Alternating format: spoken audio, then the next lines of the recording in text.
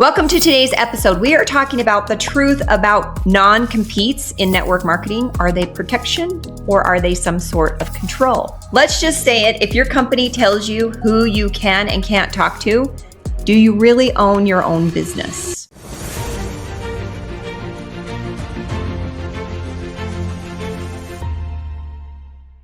Or are those rules actually the only thing keeping network marketing from turning into complete chaos? Yeah, and today we're going there. Non-competes, cross-line recruiting, the rules no one wants to question, but everyone feels. And it's like this taboo subject that nobody wants to talk about. But hey, we're doing it. Yes. Okay, so let's define it so that we're all on the same page of exactly what we're talking about. So most network marketing companies have policies that say you can't recruit people from another team, like cross-line recruiting. Right.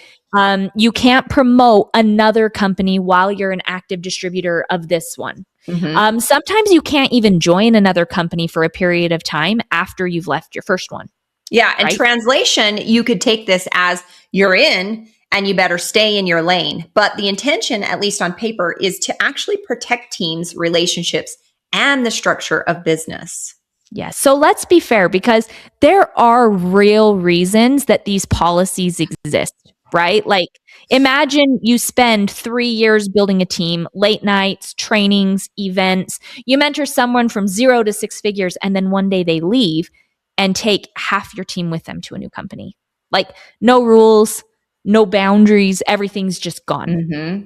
Right? Like that's not just frustrating, it's devastating, both financially and emotionally. Yeah. And that's not business. That's actually called a raid.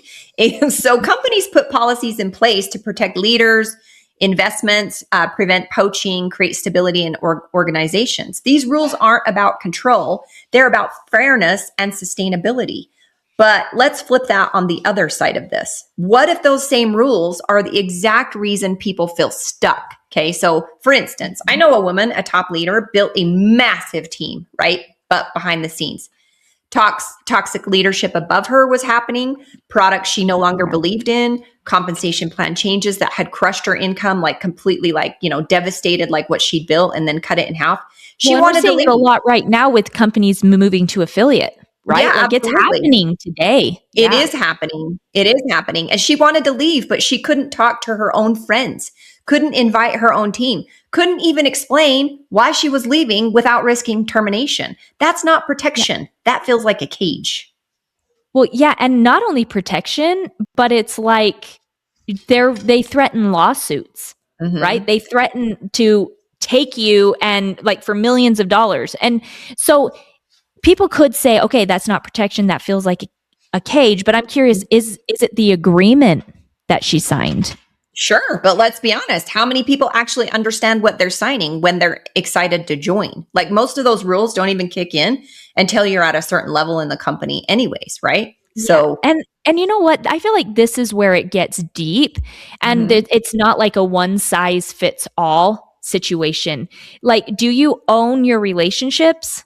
Or does the company, right? Like if I met you, built trust with you, poured into you, why does a company get to tell me if I can or can't do business with you anymore or somewhere else? Because without that rule, what stops leaders from constantly jumping from company to company and taking people with them? Maybe nothing, right? But maybe that would force companies to actually treat people better, pay better, lead better, instead of this secret, back room, stuff that goes on. And then all of a sudden the next day they go under and nobody gets paid, right? Like, yes.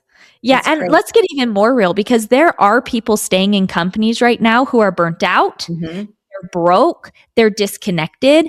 They feel stuck, but they're staying because leaving feels like they're going to lose everything. Yeah. And on the flip side, there are leaders terrified to invest in people because they've been burned before. So now we've got fear of leaving, fear of building, and that's a broken system somewhere. Maybe the answer isn't all or nothing. What if there were like time limited agreements, more transparency upfront, ethical exit plans, and personal responsibility? That's another piece, right? Because listen, I've had leaders that were like so integrous when they left a company that yes, they told me because I was a personal recruit, but they did it very like, hey, this is what I'm doing. You need to stay where you are. It was almost like They didn't Yeah. want to mess with what was going on, right? Because here's the truth. No one wants to hear. Some people do hop company to company chasing hype. Some people do poach teams unethically and intentionally. And some companies absolutely use policies to maintain control. It just Yeah, happens. absolutely. So here's the real question for you. Like those of you who are listening, who are watching, are you building a business you own or one you're borrowing? And do the rules you've agreed to align with your long-term vision or do they limit it? And we want to hear from you because this is a spicy conversation and Yes. everybody has an opinion when it comes to this. Do you think non-competes protect people or do you feel like they control them? Like drop your thoughts, share this episode, maybe send it to someone who's navigating this right now. Absolutely. And we'll see you on the next episode.